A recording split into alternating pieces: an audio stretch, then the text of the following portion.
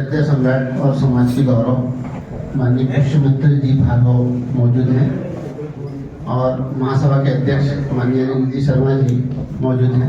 हम आप सभी और साथ में सभी जो महानुभाव हैं उनका हम हार्दिक अभिनंदन करते हैं। मेरे पत्रकार साथ माननीय किशोर जी शुक्ला जी से निवेदन करूँगा कि वे भार्गव जी का पुष्पहार से स्वागत करें।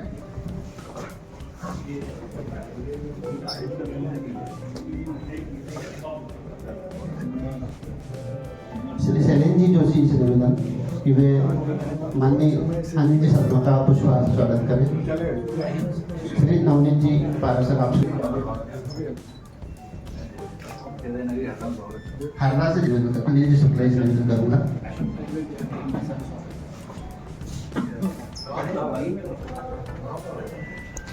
इस निवेदन आप कृपया मुकेश जी के स्वागत ज्योतिर्मय रमा सर मैं माफ कीजिए मौजूद है आपका भी हार्दिक अभिनंदन से निवेदन यहाँ आए और भाई साहब को पुष्पहार से स्वागत करें।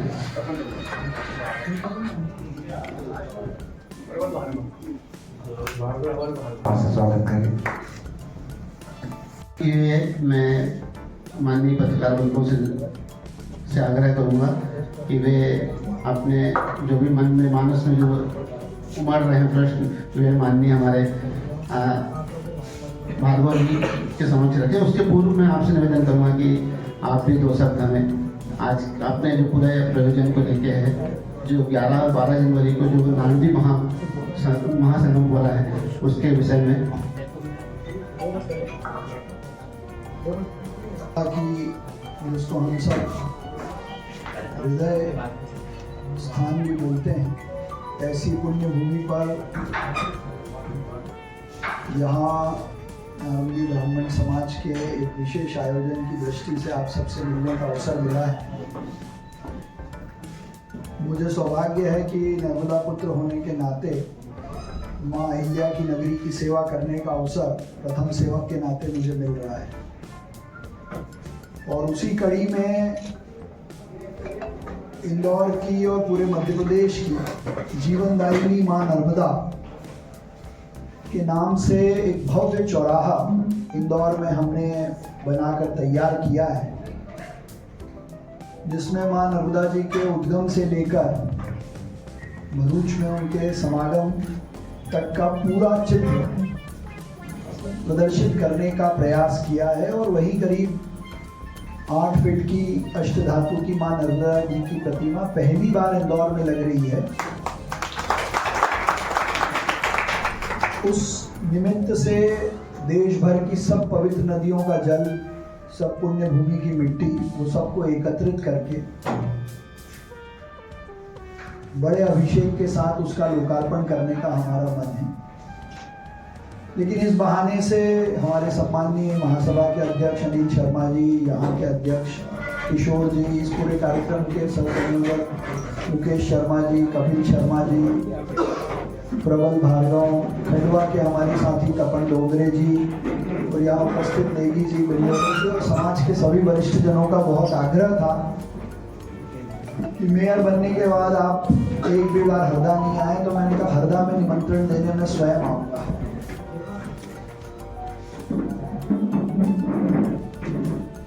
मां नर्मदा पूरे मध्य प्रदेश की जीवनदायिनी मां है। आदि गुरु शंकराचार्य जी ने महेश्वर के तट पर मां नर्मदा जी के दर्शन करके ये कहा था कि गंगा के स्नान से ज्यादा महत्व नर्मदा जी के दर्शन का है। और यही ओंकारेश्वर के घाट पर आदि गुरु शंकराचार्य ने नर्मदा अष्टक की रचना भी की थी, जो हर दृष्टि से ऊर्जा का स्रोत है। और विशेषकर इंदौर, जिसको जीवन देने का काम मां नर्मदा जी ने किया है। जलूद से करीब 70 किलोमीटर दूर से पानी इंदौर पहुंचता है 3 अलग अलग फेज में।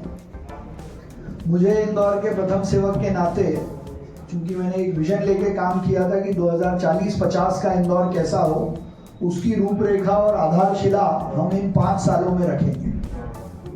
तो 2047 तक इंदौर को पानी मिले, इसलिए नर्मदा जी के चौथे चरण के लाने का संकल्प हमने किया था, उसकी तैयारी की।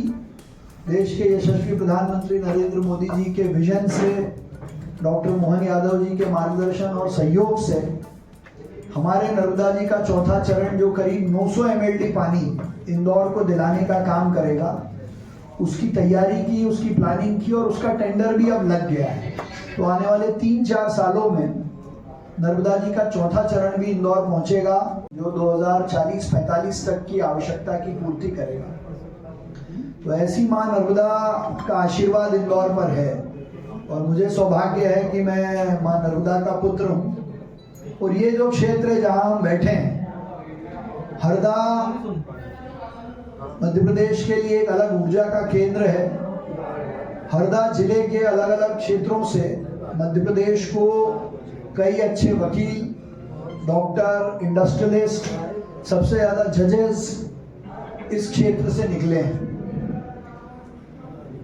आने वाले समय में इंदौर केवल देश का नहीं, दुनिया का बड़ा एक केंद्र बन रहा है और उसी दृष्टि से हम इंदौर का डेवलपमेंट भी कर रहे हैं। तो चूंकि इंदौर अब ग्लोबल हब है, ग्लोबल नेटवर्किंग का बड़ा सेंटर है, तो सामाजिक दृष्टि से भी इंदौर में आने वाले हमारे स्टूडेंट्स या शिक्षा या स्वास्थ्य की दृष्टि से जो लोग इंदौर की तरफ देखते हैं, उनके साथ संवाद के लिए, समन्वय के लिए, हमेशा उपलब्ध रहने के लिए एक ये प्रयास हमने किया है कि इंदौर में दुनिया भर में रहने वाले नारमदी ब्राह्मणों का एक समागम हो। उनकी जो सज्जन शक्ति है, ऐसा ये सामान्यतः हम सब मानते हैं और हमारा विश्वास भी है कि नारमदी ब्राह्मण मां नर्मदा जी के आशीर्वाद से निर्मल और सज्जन भाव से खुद की प्रगति करते हुए समाज और देश की प्रगति की चिंता करता है।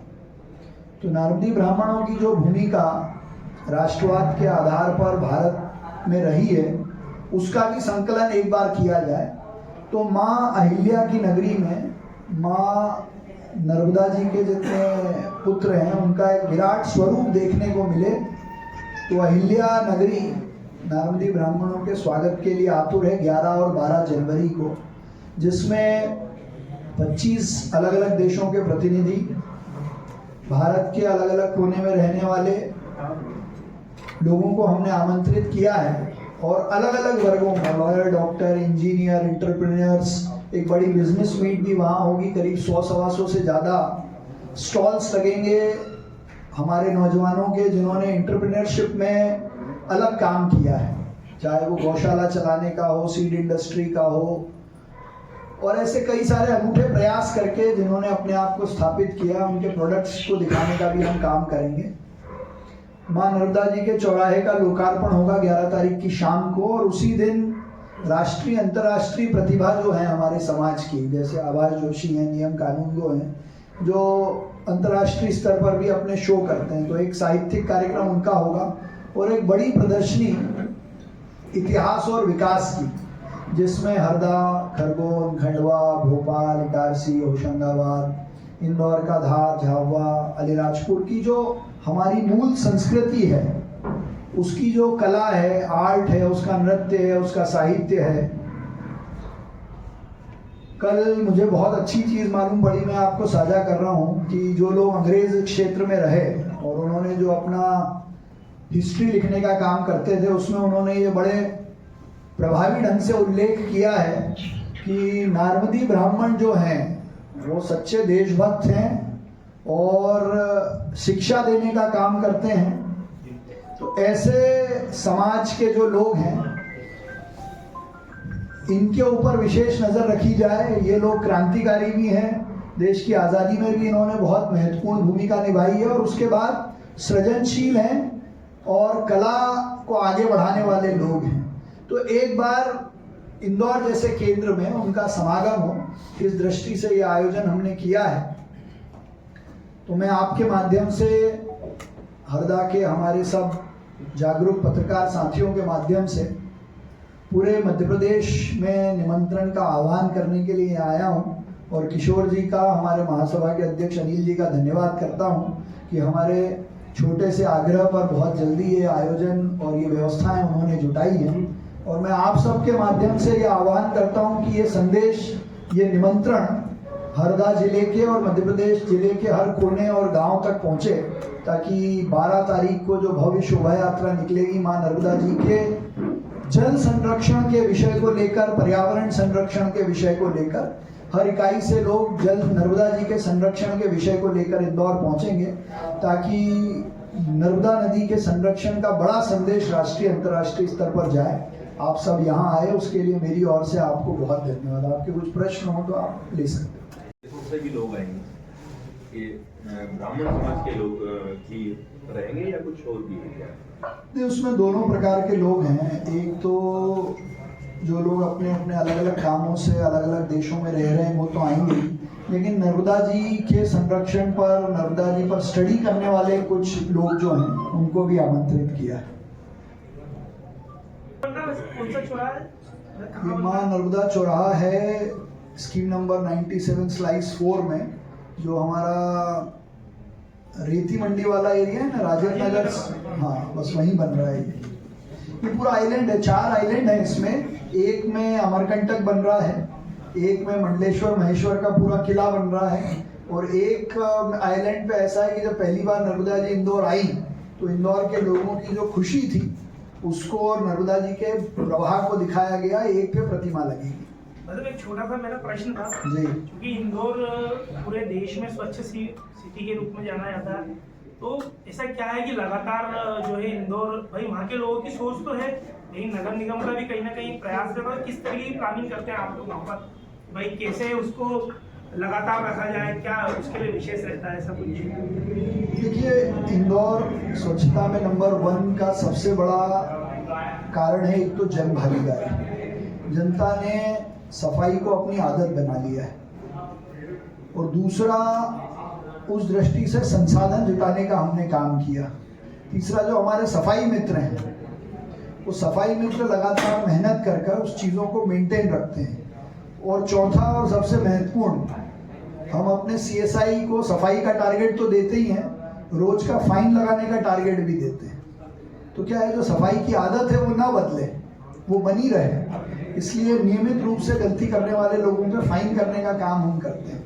तो धीरे धीरे ये आदत बन जाती है। अब जैसे मैं आपको उदाहरण के लिए बताऊं कि इंदौर के बाहर से जो लोग आते हैं वो इंदौर में कचरा नहीं फेंकते हैं, लेकिन वो जैसे अपने शहर में वापस जाते हैं तो सड़कों पे कचरा फेंक देते हैं। तो ये आदत बदलने का काम है, और ये रोज करने का काम है। अभी 7 साल बाद भी हमको कई बार बड़े फाइन करने पड़ते हैं, पर अब लोगों की आदत बन गई है। सुबह कचरा गाड़ी की आवाज़ से लोग उठते हैं, 6 अलग अलग हिस्सों में कचरा सेग्रीगेट करके अपने घर के बाहर रखते हैं, और जब गाड़ी आती है तो खुद उसको डालते हैं। तो ये एक बिहेवियरल चेंज है, लोगों की आदत में बदलाव आया है अपने शहर के प्रति। तो पब्लिक पार्टिसिपेशन, जन भागीदारी और सफाई मित्रों की मेहनत और जन प्रतिनिधियों का सहयोग। हमारे यहाँ होर्डिंग हटते हैं तो नेता लोग आंदोलन नहीं करते हैं, हम सड़क के फुटपाथ का अतिक्रमण हटाते हैं तो लोग सहयोग करते हैं, कोई कचरा फेंक देता है तो लोग खुद उसको टोकते हैं। तो ये धीरे धीरे होने वाला काम है, और ऐसा है कि ये इंदौर ने कर लिया ऐसा नहीं है। मैं आपको आंकड़े के साथ एक बात बताता हूं कि जब प्रधानमंत्री जी ने खुद झाड़ू उठाई 2015 में और स्वच्छ भारत सर्वेक्षण शुरू किया, तो देश की 73 इकाइयों ने, पंचायत, नगर पालिका, नगर निगमों ने इसमें पार्टिसिपेट किया था कि हम अपने आप को साफ रखना चाहते हैं, इसलिए हम इस सर्वेक्षण के भागी बनना चाहते हैं। तो 73 में से उस समय इंदौर का नंबर 47वां था। फिर 2017 से लगातार नंबर 1 है, लेकिन अभी 2023 में जब रिजल्ट्स आए तो देश की छोटी बड़ी 4773 इकाइयों ने पार्टिसिपेट किया। मतलब 4773 जगह पर लोग इस बात के लिए तैयार हैं कि हम अपने शहर को, अपनी पंचायत को, अपनी परिषद को साफ रखना चाहते हैं। तो ये बदलाव है। मतलब आप क्लीन सिटी से तो आती है, लेकिन एक बात मेरे मन की भी है कि भाई जो वर्तमान दौर की राजनीति में, उसमें आपका चेहरा भी एक स्वच्छ दूर का है, क्योंकि वहाँ से हम लोग भाई जुड़े हुए हैं कहीं ना कहीं सोशल मीडिया के माध्यम से। तो आपको लेकर अच्छा पढ़ने को मिलता है, भाई एक स्वच्छ चेहरा हो आप वहाँ पर। ऐसे राजनीति के दौर में भी आपके ऐसे लोग आ रहे हैं। भारतीय जनता पार्टी में सब साफ चेहरे भारतीय जनता पार्टी की ट्रेनिंग ऐसी है। एक बस सवाल अब उसमें ऐसा है कि जो क्लीन है उनको ग्रीन बनाना है। बस एक सवाल है कि हम ये जो कार्यक्रम कर रहे हैं, समाज के जो कार्यक्रम हो रहे हैं, तो उसमें हम नर्मदा जी को बचाने के लिए क्या करेंगे? भाई हम लोग बहुत सारा रैली निकालेंगे नहीं, हमारा उसमें हमने इसीलिए हम आए कि हमने इकाइयों से आग्रह किया है। जैसे मैं कल खंडवा था, उसके पहले वाले रविवार को खरगोन भी गया, भोपाल भी किया। तो वहाँ के लोग जब आएंगे तो एक तो जल संरक्षण के विषय पे संवाद तो हो गई, नर्मदा जी के संरक्षण पे भी संवाद होगा, लेकिन इकाइयों से नर्मदा जी को बचाने का और उसके स्वरूप को प्रदर्शित करने के लिए शोभा यात्रा में ये अलग अलग संदेश लिख के लेके आएंगे। क्योंकि ये संदेश तो हर बार देते पर इसको हल नहीं निकल पाता, क्योंकि केंद्रीय जल आयोग की रिपोर्ट है कि आने वाले 20 साल बाद नर्मदा जी केवल किताबों में दिखाई देगी हमारे को। तो हम लोग जो नागरिक निर्माण समाज है, आप हमारे अध्यक्ष भी बैठे हैं, आप भी बैठे हैं, तो हम लोग ऐसा क्या प्रयास करें कि वो नर्मदा जी को हम लोग बचा पाएँ भाई? क्योंकि केंद्रीय जल आयोग की रिपोर्ट है कि 20 साल बाद हमारे बच्चे केवल पुस्तकों में देख पाएंगे नर्मदा जी जो है। नहीं, आज के सर्वे के हिसाब से आपका डाटा ठीक है, लेकिन पिछले 5-7 सालों में जो काम हुआ और आने वाले 5 साल में जो हो रहा है कि जो नर्मदा का पूरी पट्टी है उसकी हर नगर पालिका नगर टीपी ट्रीटमेंट प्लांट दे रहे हैं, पेड़ों की कटाई बंद करने पे तेजी से काम हो रहा है। तो ये जन जागरण का विषय ज़्यादा है। जब तक हम संदेश देते रहेंगे चीज़ें रुकती रहेंगी। नर्मदा जी के साथ एक बड़ी परेशानी लोग कर रहे हैं, वो ये है अवैध उत्खनन वाली। अवैध उत्खनन में केवल रेत निकलना यही नहीं, नर्मदा मैया के अंदर वनस्पतियां होती हैं, जीव जंतु होते हैं, वहाँ का पूरा परिवार होता है, और जब उसके अंदर जल के अंदर से खनन होना शुरू होता है तो ये सारे के सारे नष्ट हो जाते हैं। जो आपका कहना ठीक है। देखिए, एक चेन होती है जो एक दूसरे को बांधे रखती है और हम अपनी आवश्यकताओं के लिए अंधाधुंध उसको निकालते हैं, लेकिन हम प्रयास करना बंद कर दें, उसके लिए जन जागरण होता रहे। अभी हमारे मित्र ने पूरी नर्मदा जी की यात्रा की, फिर हमने मिलकर PIL लगाई, उस पर NGT के कई सारे ऑर्डर्स के बाद कई सारी चीज़ें रुकी, तो उसमें और सरकार को भी आगे आकर रोकने की ज़रूरत है। हम लोग आग्रह पूर्वक बात करेंगे, नहीं होगा तो उसके आगे भी जाएंगे जहाँ जहाँ हो रहा होगा। NGT ने क्राइटेरिया तय कर दिया है कि जल के अंदर से खनन नहीं होगा, लेकिन NGT के आदेश को बिल्कुल अलग रख दिया जाता है। रख दिया क्या होता है, यहाँ सब दिख रहा है। हम तो चूंकि नर्मदा जी मीडिया के पास ड्रग्स की स्मगलिंग नहीं होगी, आज से 50 साल पहले से कानून होती है ना, तो रोकना करेगा, उसके लिए लगातार जन जागरण करते रहना पड़ेगा। इस तरीके का होना चाहिए जन जागरण। ये जो हम कर रहे हैं, लोग वहाँ प्रहरी बने, लोग एक दूसरे को रोक के हम ही करते हैं, करने वाले लोग तो हम ही है ना, नर्मदा जी के किनारे वाले, उन्हीं में जन जागरण लाना पड़ेगा। इंदौर में हुआ है, यहाँ भी होगा। कानून को सख्त तरीके से लागू होना चाहिए या नहीं होना? कानून तो बहुत सख्त है। आप एक ऐसा कोई कानून बताओ जो कमजोर हो। NGT के जितने कानून बने हुए हैं नर्मदा मैया के लिए, सारे फेल होते नजर आ रहे हैं। फेल इसलिए नहीं होते, फेल इसलिए होते हैं कि वो लागू नहीं हो पाते हैं। तो ड्रग्स का कानून कितना कठोर है, उसके बाद भी ड्रग्स आ जाती है ना, तो वो एग्जीक्यूशन का काम है, वो इन्फोर्समेंट का काम है, वो हमारे दबाव से होगा। एक जगह होगा, बाकी लोग उससे सीखेंगे। इंदौर में महापौर बने हैं, वो विधायक बने हैं या सांसद बने हैं, क्या आपकी भी ऐसी मंशा? भारतीय जनता पार्टी में आप अच्छे कार्यकर्ता बन गए, मतलब आप सब बन गए।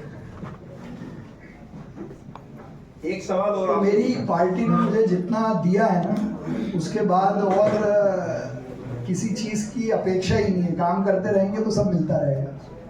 एक सवाल और आपसे पूछना चाह रहे हैं। अभी तक तो इनसे भी बोल रहा था कि महापौर जी को जो मैंने इमेजिंग की थी वो ऐसा था कि बुजुर्ग होंगे, कभी देखने का मौका नहीं मिला, लेकिन अभी जैसी फोटो देखा तो हमारी चर्चा हो रही थी, मैंने कहा यार ये तो युवा है और युवाओं के लिए तो एक प्रेरणा स्रोत भी हो सकता है। वर्तमान में युवाओं के सामने बड़ी समस्या है बेरोजगारी। उस समस्या से निपटने के लिए आप चूंकि युवा हो, सबको तो राजनीति में लाने की कोशिश करोगे नहीं, कुछ उस पर टिप्स दीजिए या कैसे? बहुत सिंपल और साधारण टिप है, युवाओं को नौकरी की मानसिकता से बाहर आना पड़ेगा। बस हर आदमी को नौकरी मिले ये संभव नहीं है, तो बेरोजगारी सिर्फ नौकरी से दूर होगी, ये भाव हमको भी बदलना पड़ेगा। हम जहाँ हैं वहाँ जो रोजगार के संसाधन उपलब्ध हैं उनको हम डेवलप करें। जैसे इंदौर में हमारे एक मित्र हैं यश, वो जो ऐसे लोग हैं जिनको अपने बच्चों के बारे में नहीं पता है, कहीं आए भूल गए, याददाश्त चली गई, ऐसे लोगों की सेवा करने का काम करते हैं और उसको चलाने के लिए गोबर के प्रोडक्ट्स खुद बेचते हैं। तो ये एंटरप्रेन्योरशिप है जो आपको आगे बढ़ाएगी। और आज अभी हिंदुस्तान में दुनिया में हमारे जो यंग एंटरप्रेन्योर्स हैं उनकी बड़ी बड़ी कंपनियां ऐसी छोटी कंपनियों से ही निकली। तो हम नौकरी देने वाले बने, इस सोच के साथ काम होगा। क्वेश्चन, हम लोग सभी हरदावासियों का सौभाग्य है कि पिछली 1.5 सदी से हरदा के लोगों को नर्मदा जल पीने के लिए मिल रहा है। काफ़ी कुछ घूमने का मौका मिला, देखने का मौका मिला। नर्मदा संरक्षण की सभी बात करते हैं, लेकिन नर्मदा के आसपास जितनी नदियां हैं वो भी जाकर नर्मदा में मिलती हैं। और जैसे हरदा की बात करें, अंग्रेज़ों ने जो ड्रेनेज सिस्टम बनाकर गए हैं, 5 नाले अभी भी हरदा की अजनाल नदी में बेधड़क चलते हैं और अजनाल नदी आगे जाकर नर्मदा में मिलती है। उसके संरक्षण के लिए भी हम पहल करें कि ऐसी नदियां जो नर्मदा को दूषित करती हैं उनके लिए कुछ उपाय होना चाहिए। अब तो टेक्नोलॉजी इतनी आगे आ गई है कि हम थोड़ा सरकार के भरोसे रहना भी बंद करें। मतलब मैं तो खुद जनप्रतिनिधि हूँ, पर इसी का प्रयास करता हूँ। वैसे तो भारत सरकार ने, मध्य प्रदेश सरकार ने, किसी की भी रही हो 1.5 साल उनकी भी थी, तो इस विषय को किसी ने डिस्टर्ब नहीं किया। नालों का पानी नदी में नहीं मिले, इसका सिर्फ एकमात्र तरीका है कि जो बड़े शहर बनते जा रहे हैं उनकी इंडस्ट्री शहर के बाहर जाए और उनका ईटीपी और एसटीपी बने। लेकिन मैं एक दूसरा प्रयास हमने इंदौर में शुरू किया, 1-2 जगह करके देखा जो सफल रहा। 100 मकान, 200 मकान, 300 मकान की जो कॉलोनियाँ हैं वो लोग जनभागीदारी से अपने छोटे एसटीपी बनाएं और उससे जो पानी ट्रीट हो रहा है उस पानी को पीने के अलावा बाकी सब उपयोग में करें। तो ये हमको थोड़ा उपयोग का तरीका बदलना पड़ेगा, रीयूज का कंसेप्ट लाना पड़ेगा। तो ये जितनी गंदगी नदियों में मिल रही है वो आधी हो जाएगी। सरकार को जो करना है वो करेगी, सरकार योजना बना भी रही है। अमृत के माध्यम से कई सारी फंडिंग 2 बार पैकेजेस में हुई है, जिससे इंदौर मध्य प्रदेश में कई 1/4 सीवरेज ट्रीट होने लगा है। लेकिन ये लोगों को भी इसके प्रयास करना पड़ेगा। गंदगी छोड़ने का काम तो हम कर रहे हैं।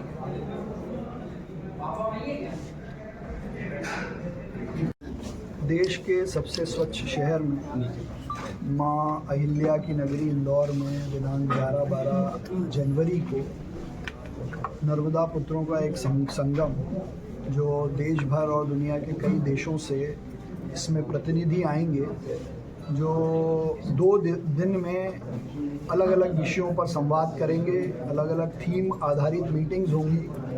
11 तारीख की शाम को माँ नर्मदा चौराहे का लोकार्पण और माँ नर्मदा जी की प्रतिकृति का अनावरण होगा।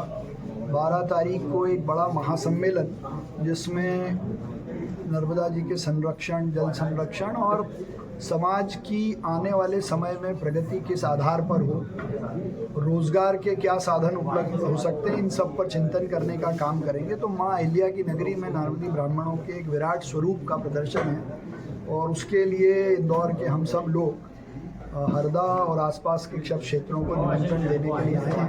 मैं आपके माध्यम से आग्रह करता हूं कि घर घर से लोग निकलकर इंदौर ज़रूर पधारें।